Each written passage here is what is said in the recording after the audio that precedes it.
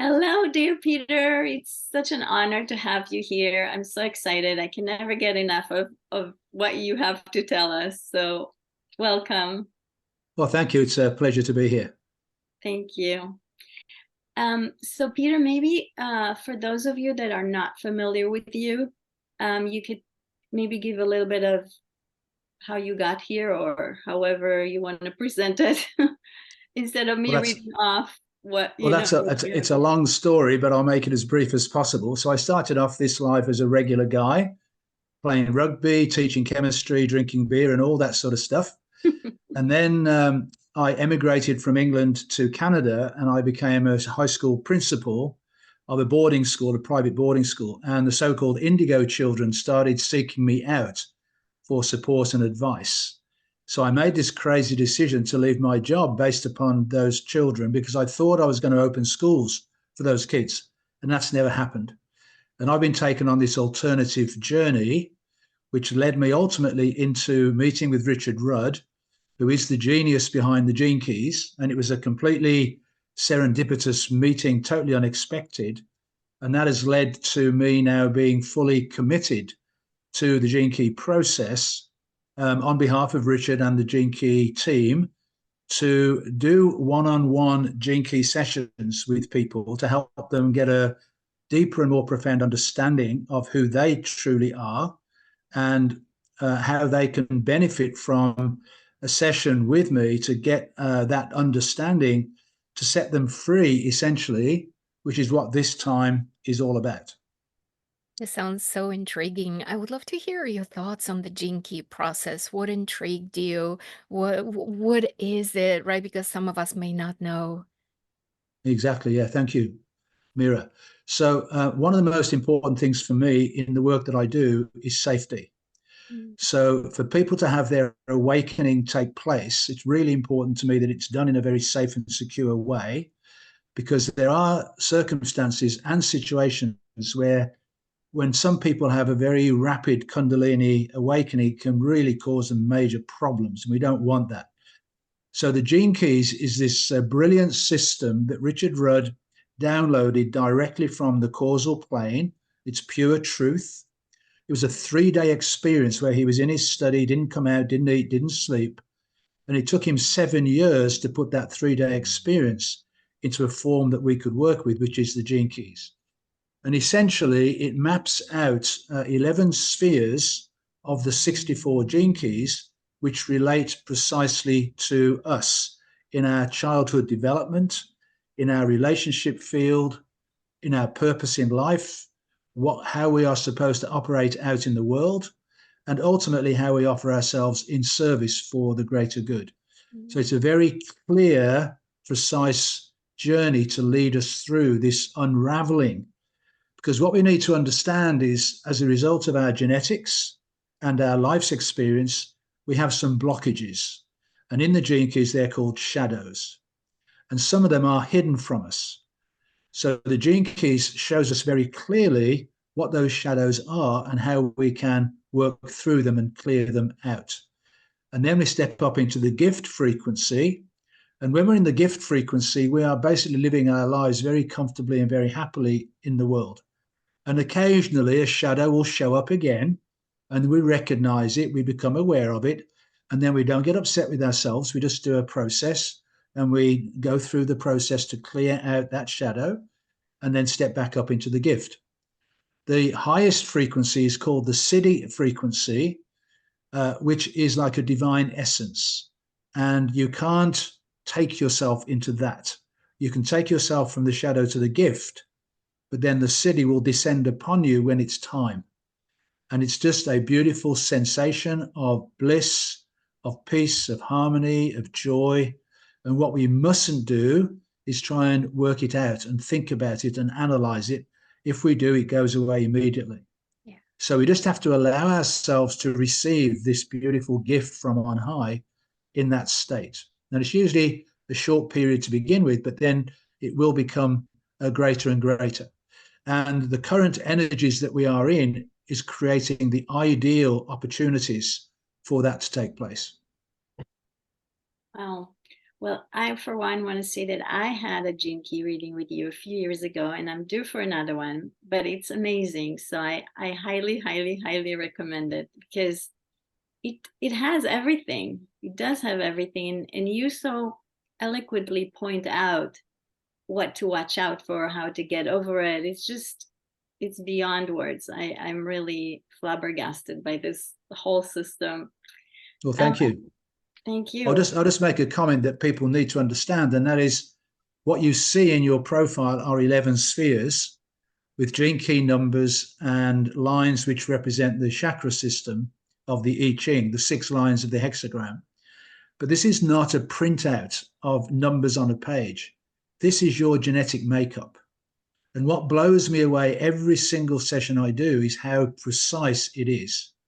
So when I ask a certain question, it just takes the person into that aspect of their life that needs to be dealt with. And it's just quite remarkable. Every single session, there is a synchronistic moment of an awakening for that person. And that's why I do it, because it's so profoundly accurate and eye-opening. And what it does, it shows people that this was supposed to happen. It takes the emotional charge out of the traumas that some people have experienced. And it leads them into this understanding that this was part of my life. And if we go through life without any challenges at all, we don't tend to take the deep dive that we need to do. So this is a real warming celebration of our lives, if that makes any sense. It makes lots of sense. Absolutely. And I would like to ask you, maybe you could tell us about the relationship between the gene keys, what the link is to astrology. Well, that's a huge question. I'm really glad you've asked it, because this is a huge time in both together.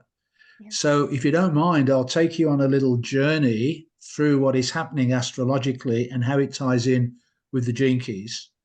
And it'll be helpful for people listening and watching the interview to reflect upon these dates as they unfold. Great. So what we're talking about here is the role that Pluto is playing in the world right now. Pluto is the planet of transformation, and it's very slow moving. And it moved into Capricorn in 2008. And Capricorn is all the old structures, all the ways of being, the hierarchy, the patriarchy. And if you remember, back in 2008 was when the first crash happened. That was the first housing crisis in America. Right. So Pluto has been moving through the sign of Capricorn to transform out all of those old energies that are no longer of any value to us in the future. So then we fast forward to January the 20th and 21st this year. And a remarkable thing happened, and that was that Pluto was at 29 degrees 58 minutes of Capricorn. You can't get any later than that. It's right on the tipping point of leaving. And then the sun came into a conjunction with Pluto on that day. So the sun was illuminating the transformation, and Pluto was transforming the sun into a higher frequency. This was all happening in the 60th gene key. And the 60th gene key shadow is limitation. Mm-hmm. So when you look at all the limitations placed upon us in our lives, particularly over the last 4 years of external limitations placed upon us. And so this was now bringing all of that to an end. And the siddhi of the 60th gene key is justice. Justice is going to be served. And it's the exact opposite of limitation, which is there are no rules. We are breaking out into the age of Aquarius, where it returns to the power of the people.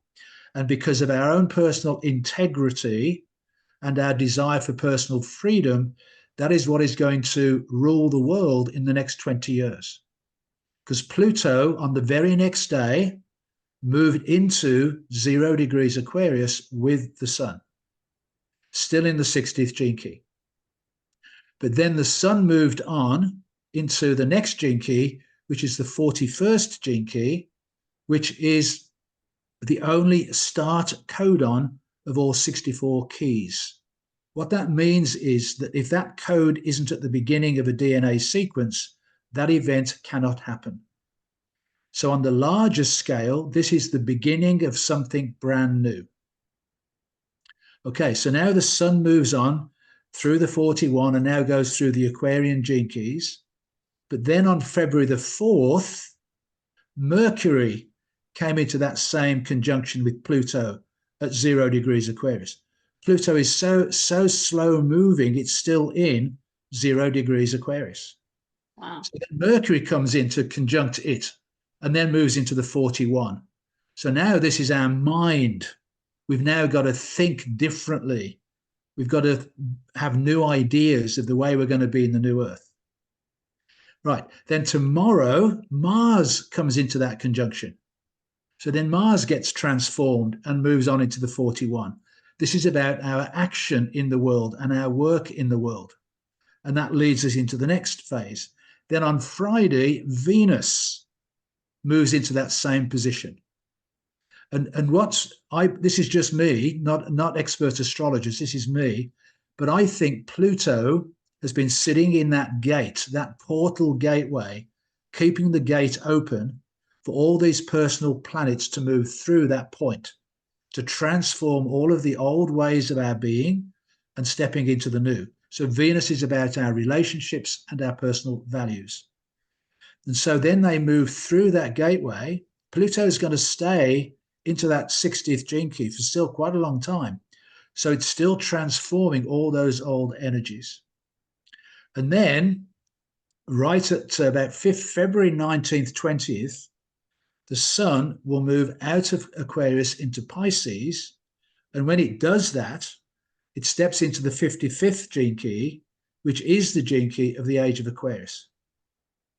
So it's like I'm seeing this as a parade of the personal planets, one by one, stepping through that gateway and into our personal freedom in the 55th gene key.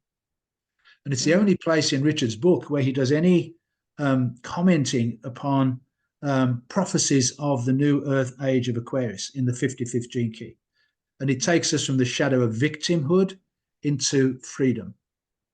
So what we're all being asked to do now is to look in our lives and say, where in my life do I play the role of the victim? And we know when we are, whenever we are blaming, complaining, or comparing. And we all do it. We're all human. Right. So then we catch ourselves. Richard's big on the pause. We slow down, we breathe, and we step out of victimhood into freedom. And it's an internal personal freedom.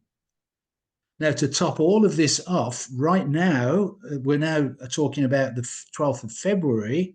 We are in the 49th gene key of rebirth. And the 49 and the 55 create a team called a codon ring, and it's called the Ring of the Whirlwind. So from now until the end of Aquarius, the beginning of Pisces, we are in the Ring of the Whirlwind. So everything's going to get stirred up for us to see the truth. And then we choose what we decide to follow as our own inner truth to lead us into this new Earth energy. So you can see how this is all being choreographed. And the final thing I'll say, because it's relevant and it's relevant to all of us, again, it will have already happened by the time this interview airs, but on the 13th, that's tomorrow, then we have Valentine's Day. And amazingly, Mars and Venus are going to come together. And when they come together, they're doing so in that 41st gene key. So think about this. This is our own internal alchemical transformation of our inner masculine and our inner feminine going into a sacred marriage in that 41st gene key. It's the beginning of a brand new us.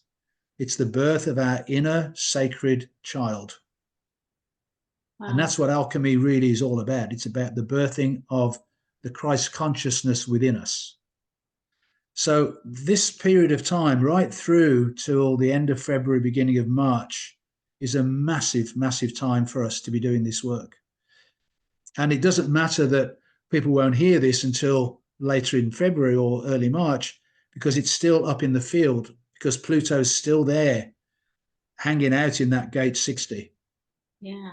That was a long answer. I hope you were following me okay. Oh yeah, it's amazing how you said it in a word. It's like a choreographed dance that. It is, absolutely. Yeah. Yeah. And I just want to say that what we all know is that if we do the work on ourselves, then it will show up in the collective. And Exactly. yeah, we can move into all those promises about the age of Aquarius. Peace would be nice, really nice. Well, I just want to add that probably when this interview gets aired, we are going to be in the 37th gene key, and I want to talk about that because the 37th gene key represents the end of the old age of Pisces. And from my perspective, what this represents is the shadow side of the age of Pisces was that Jesus Christ and Mary Magdalene were supposed to walk the earth as a sacred union couple. And the priesthood were not prepared to relinquish authority. They turned her into a whore and have suppressed the feminine ever since.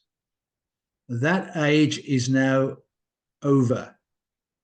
And what I'm seeing happening, exactly, Sharon, what I'm seeing happening in the world with most of my sessions are with women, that the women are stepping back up. They're stepping out of that suppression and fully embodying who they truly are. And this is about the return of our intuitive knowing for men as well. So part of this male-female honoring of each other is to allow our more intuitive side to lead the way.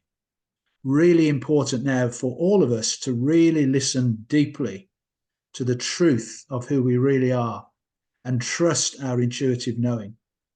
And so the 37 is the end of the age of Pisces, the 55 is the beginning of the age of Aquarius, and they're back to back in the gene key process in the calendar month, right at the end of February, going into March. Wow.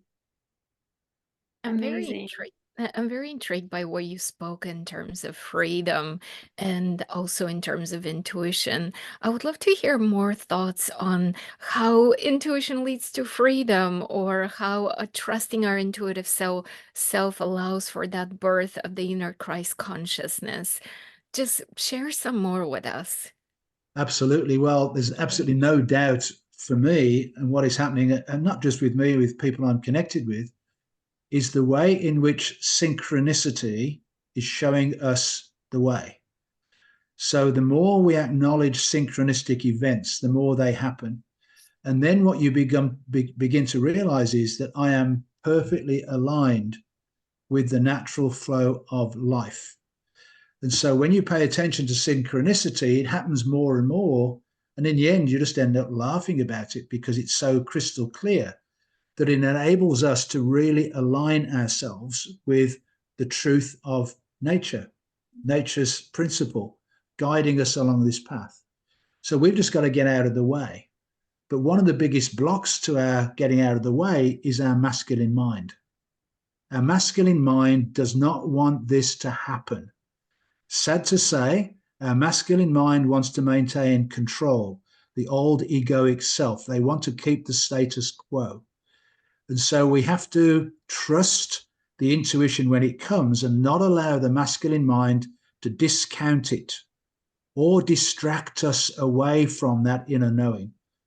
So it requires a really deep and profound stillness and silence within. And as far as the freedom's concerned, it's really important to not allow what is happening in the outer world to create any going down the rabbit holes of fear. Because unfortunately, that is what the dark side want us to do, is to drop into fear. And we need to look at the situation and realize that their game is over. They don't seem to understand that yet, but it is. So they're on a path of self-destruction. We don't need to worry about it. We don't need to pay attention to it, except to keep one eye on it to see what's happening, but then hold to the highest frequency that we can. We are in a love revolution. This is not about fighting. Some people will do that on our behalf, and that's fine, but that's not our job. Our job is to hold to the highest possible frequency that we can And that is what will bring us that freedom, through following our intuitive knowing and not letting anything get in the way. And that's what brings us ultimate freedom. It's a deep and profound trust of our own inner truth and a trust in the universal life force. What people may or may not understand, this is a galactic event. This is not just about planet Earth. This is the whole solar system. It's the whole universal flow that we need to come back into alignment with. Nothing can stop it.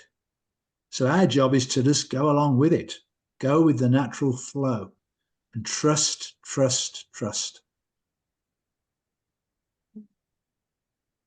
That, and I love the fact that we need. So, I mean, the times right now speak about how to be more in our truth. And it's kind of a catch-22. Our truth is to listen inside, not to listen from the head, but to listen from our heart. So maybe if I could just add to what you're saying, which makes so much sense, is if you're in your head, you're not in the right place. To follow your intuition, you need to be in your stomach or in your heart, wherever you know, each of us is different, but sometimes it's in the power section, in our solar plexus, and most of the time I feel that it's in the heart. So when you want to be quiet and focus on what is right for you, just go down to your heart, if I could say that. Well, or even deeper. Richard would say that this new age is actually about the solar plexus becoming activated and online. So when you said the stomach, that's also part of it. So people should also be prepared to go all the way down to the root.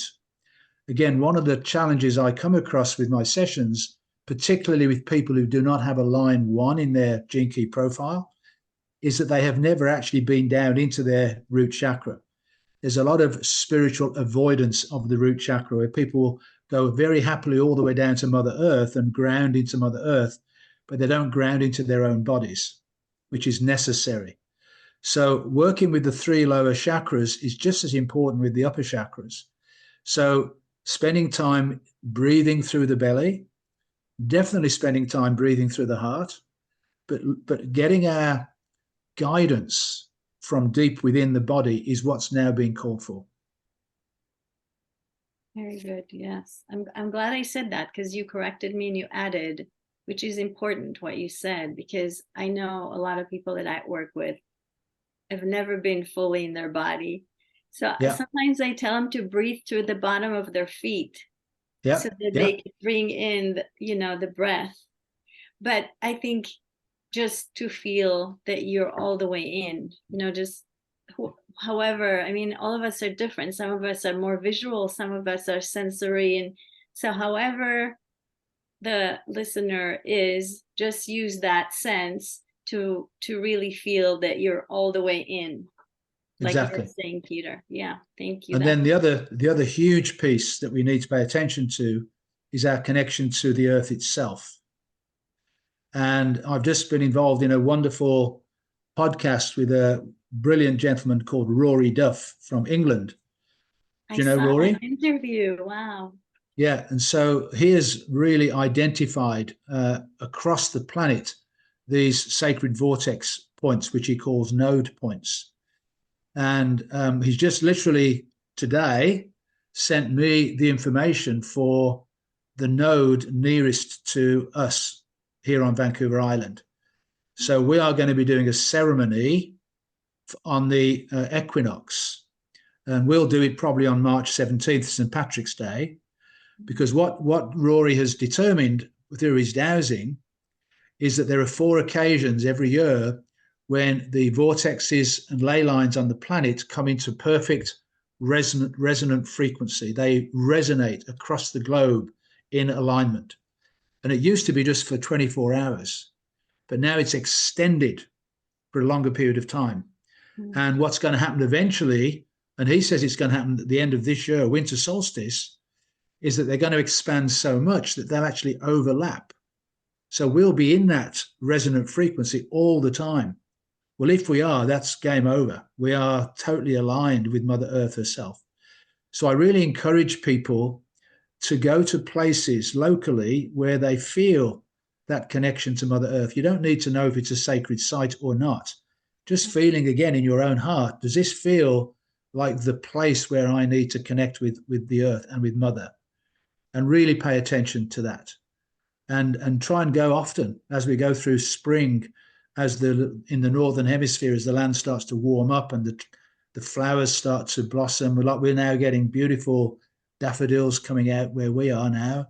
We've had the snowdrops and the crocuses, and just honoring, her belly, her warming of the season, and really feeling that connection and that going deep within to our own deep listening to connect with her and following our own personal intuitive instructions. Very important. Yeah, it is. And for me, I feel that when I get to a place like that, a place of it expands me. I don't know if you call it a vortex or a gate or however. There are many names to it, but it expands me. And I feel so elated. So that's just an idea. Well, let me explain that actually. Okay. Because one of the things I didn't know about Rory Duff was his research into the Templars and the Cathars. And what he learned was when people are seeking the Grail, there are 5 artifacts that people tend to seek. There's the spear, the sword, the cup, the dish, and the cauldron. And what they are really is none of those. They are the sacred geometrical patterns that make up the Grail, which is a double torus field. So when you go to that site that you're talking about, Sharon, and you feel that energetic, it's because you are creating a sacred Grail cup on that site. And so you bring in all the sacred geometrical energies to hold that space with you. And that's why it's becoming so important for us to meditate on these sites. And it doesn't matter whether it's a recognized site or not, because you create your own wherever you are. And Mother Earth is ready to work with us. As above, so below. It's the Father, Son, Mother Earth.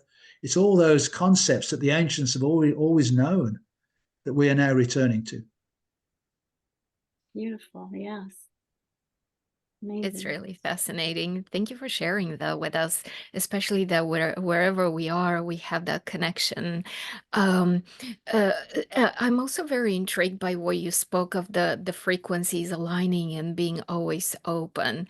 And so, what is the guidance that the Gene Key give us along with astrology going into March, going into April? Right, a little further of a long term, a little further of a view as we go forward. Well, the big date coming up is April the 8th. Okay. And that is a total solar eclipse. This is another lovely little synchronistic story, which I'll explain. So that eclipse on April the 8th is coming in over Mazatlan, Mexico. And it's going to track all the way across the heartland of America in a northeasterly direction and come out in Newfoundland, Canada. So it's really interesting that the bookends will be in Mexico and Canada, but the main track will be across America. Now, this takes us back to the total solar eclipse that happened in 2017. And that came on shore very close to Portland, Oregon, and it tracked southeast and came out in South Carolina. So just because of my nature, I think, okay, where do they cross? What's the crossing point of those two eclipses? And you would never in this world guess where that is. It is in Cairo, Illinois. Huh. Why is there a Cairo in Illinois? Interesting. So I looked it up, and it's almost a town that has disappeared. It's almost not there. It's a ghost town. But when Lewis and Clark traveled across the country, they were sent by Thomas Jefferson, the president, not to tell people we got a new president in the White House. They were sent to measure longitude and latitude and 6 degrees of separation as they went, looking out for the confluence of rivers and clumps of trees or stone circles to demonstrate where the ancients had been. So, Cairo, Illinois, Lewis and Clark stopped there to measure longitude. And it's on what's called the third meridian. It's if you look at the shape of Illinois, it's right at the very southerly tip. And the third meridian is the north-south line that determines the edge of Illinois. It's the boundary of the state, which obviously goes up to Chicago eventually. So this is a very important point. And guess what happens there? A massive confluence of the Ohio River and the Mississippi River. So this is a sacred node on the landscape. And so these two points are crossing. If you think about that eclipse, now I don't know exactly what that means, and I'm not going to Cairo, but there are connections taking place across America for this event, and I don't know what that is. So I can tell you now, I'm going to just look it up in my book, that on April the 8th, we are going to be, and this is like fresh off the press. Yeah. We are going to be in the 51st gene key. And the 51st gene key, listen carefully, is the gene key of traumatic shock. Ooh. And the shadow is agitation, but the gift is awakening. So I'm going to predict that there's going to be some significant event that is going to shock people awake. Wow. Wouldn't that be wonderful? That would be awesome. So that's what I'm putting in my intention for that eclipse. And I'll second that motion. So just to help you there, Mira, in what I'm saying is what the Gene Keys does, it gives us massive clues as to what we should be doing on any particular occasion as we move through the year, but also clues about our inner world and what that really looks like what our inner landscape really is. Thank you. Thank you. That was really wonderful to know. I look forward to hearing what happens with the eclipse, and in April we'll be touching base and saying to each other, to one another, Yeah. wow, wasn't that fascinating? Thank you for sharing that.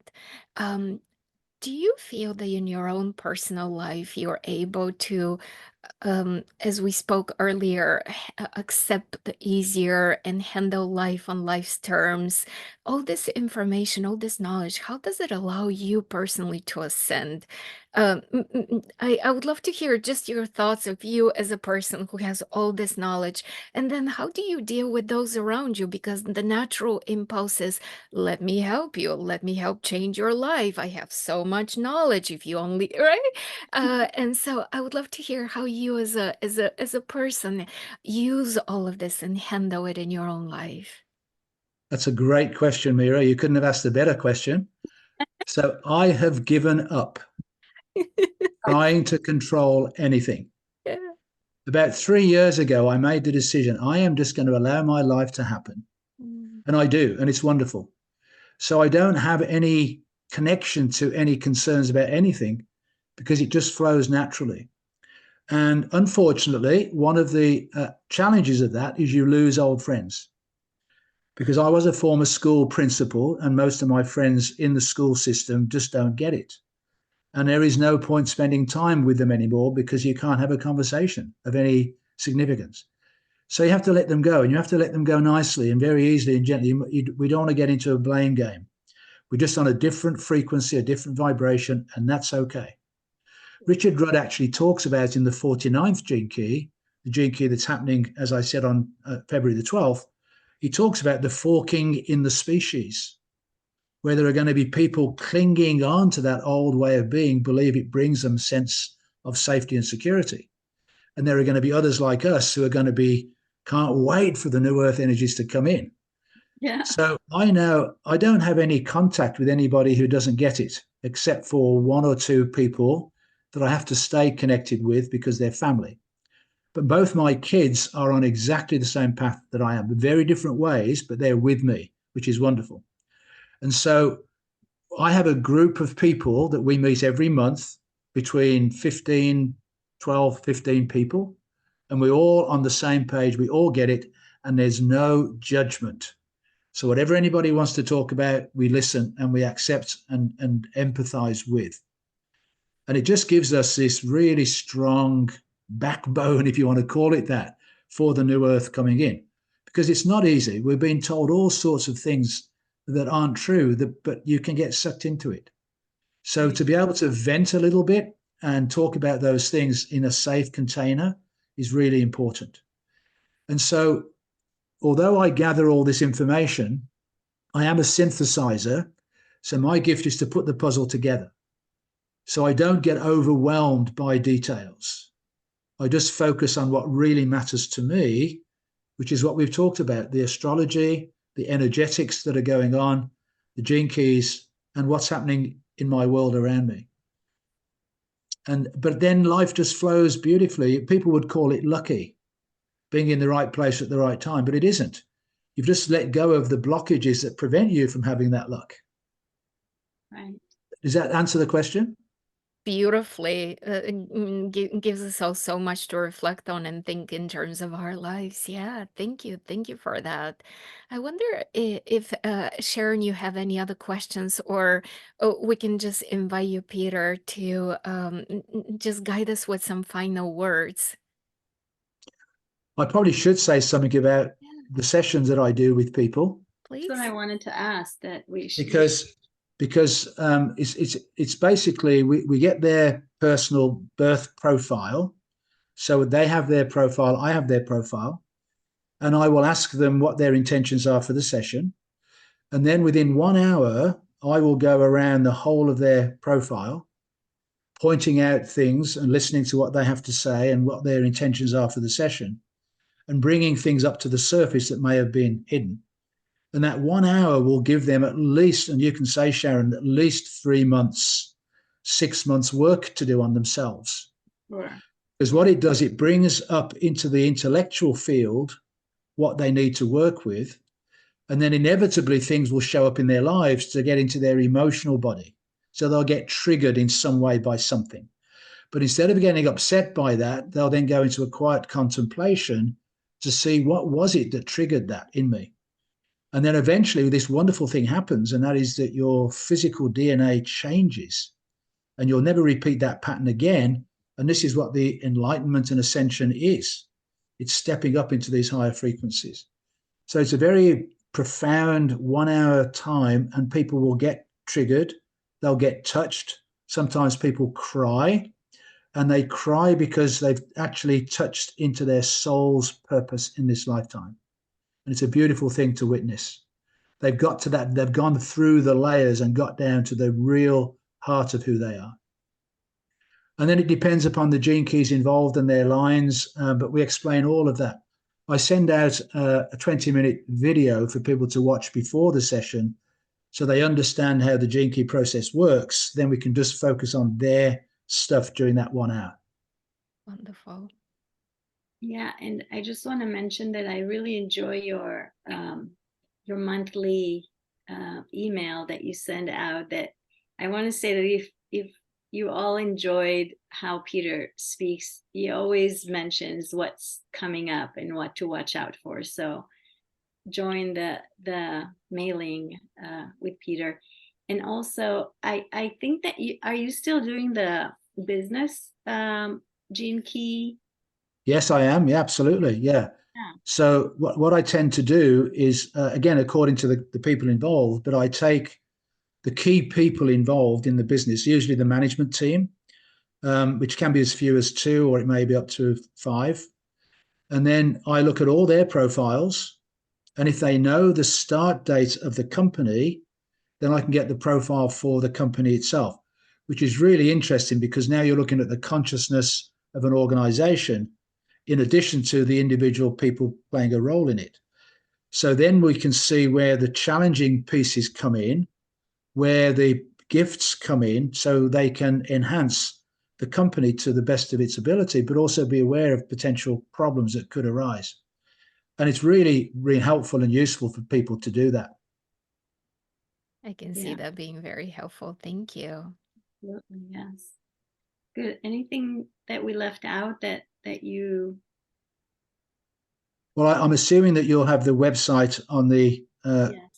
thing, and my personal email is the best way to connect. Okay. No, I think the only thing I would say is really, really inviting people to relax into the knowing that this is going to work out beautifully, and just to trust your own inner guidance and follow your truth. And the word for me for this new year of the wood dragon is joy. Be in your joy. Find ways to be joyful and happy and blissful and at peace with yourself and the world. Oh, how magnificent. Thank you. Thank you. It was such a joy to be with you. Thank you for all that you shared with us. Yeah. My bless. absolute pleasure. And thank you for the work you're doing in the world to help people on their awakening journeys. Bless you. Thank you. Bless you, and thank you again. Much love to you. Thank you, Peter. Okay, blessings.